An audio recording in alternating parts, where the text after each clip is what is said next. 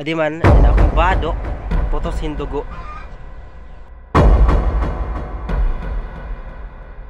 Pero sabi ni Kuya Milong, mas maganda daw yun kasi lumabas yung dugo. Kasi tumulo yung dugo.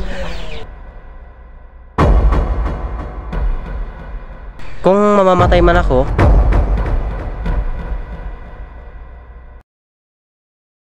so magandang tanghali po sa ating lahat. Lalo na sa mga followers ko, sa mga viewers ko dyan, sa mga walang sawang sumusuporta sa akin. Salamat sa inyo. Meron lang akong gustong ipahatid sa inyo, advice. Kasi mainit ang panahon ngayon, lalo na sa mga magjowa dyan. Mas mainit, mas magiging mainit yung panahon nyo ngayon. Gusto ko lang iparating sa inyo na huwag kayong lalabas palagi ng bahay ninyo kung wala kayong pupuntahan na importante o na kung ano man yan. Yung kung importante yan, puntahan ninyo, or kung malayo man yan, magdala kayo ng payong, kalo or jacket man. Ito nga mapoprotection ng ulo at lawas para diriga po kung maraora kay. At uminom po tayo ng maraming tubig or water.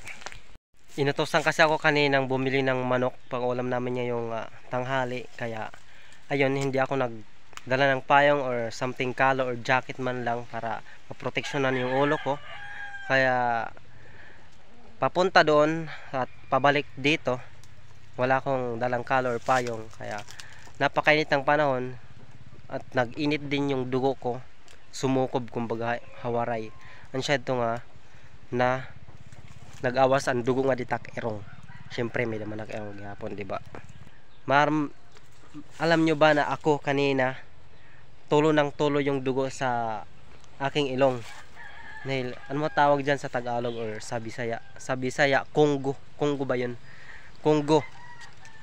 Tumutulo yung dugo sa ilong mo. Dito may dugo pa nga yung ano ko. Yan. May dugo pa kasi kanina marami. Tingnan nyo yung ano ko. Yung damit ko, guys. Yan. Puno po yan ng dugo. Puno po yan ng dugo. Pati sa likod. Punong-puno po yan ng dugo yung damit ko. Kanina, it's for the first time in my life. Mula pagkabata ko hanggang ngayon lang ako naka-experience ng ganito. So, kayo palagi kayong maliligo. Pagka umaga, maligo kayo palagi kasi mainit yung panahon ngayon. Delikado, napakadelikado. Kaya mag-iingat po kayo palagi. Dahil mainit yung panahon. Ako kasi hindi ako nakaligo kahapon. Hindi ako nakaligo ngayon kasi mayroon pa akong sipon. Mayroon pa akong sipon. Parang trip ko lang hindi maligo. Meron pa ako kasi akong sipon na dinadama ngayon. At meron akong ubo din na dinadama. So, an advice ako ni engineer lang nga ng mga katrabaho ko nila nga. Pag gingkong ko kayo or nagkakuha na mo irong, nagka-naawas ang dugo, sugarala ko nung igbaw. Kung may da kayrong. Kung waray kayrong, ambot diak maram. Sugarala ko nung igbaw. Tapos, pahirat dugo, tapos pagkuhan ko nohin ice di nga ni magkot na tubig dito tim ulo para dire na mag-inawas. So ansala ako nung putos sa kanina ng dugo, makusog na kuan dugo kanina. Pero sabi ni Kuya Milong, mas maganda daw yun kasi lumabas yung dugo, kasi tumulo yung dugo. Maganda daw yun dahil lumabas yung dugo, kasi kung hindi daw yun lumabas, pumunta yun sa utak mo, baka bangin bumagtik pa dito. Pwede mo pang ika-paralyze, pwede mo pang ika-stroke, or pwede ka pang mamatay, di ba? Maganda lang yung lumabas. Pwede ako yan nidit fresh nga amon mga tanom kay para ma-fresh ko ang gyapon naklawas. So ansala, salamat paghirot ko permingan. Follow to my Tumilong page. FB ngan subscribe to Milong TV ha YouTube. Thank you. Nga pala, paki-share na lang po. Paki-share na lang din po. Paki-like and comment down below kung ano yung mga suggestion o yung mga first aid na ganitong pangyayari sa kung mangyari man to sa inyo.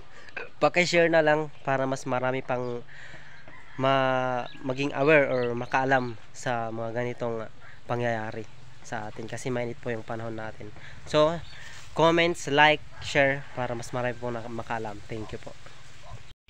So, na virginan lugod guys, nakerong virginan lugod. May napaksipon gini inubo pa ako. Dugang hing ka virgin na karong. Virgin na lugod na karong day. Marasa. Maubya, maluntog. Hindi ko mamamatay na kanina kasi first time ito akong kinabuhi may nanabo, di ba? Ito nga nag-aawas tim dugo tim irong. Nag-aawas ban kanina ko mamamatay na.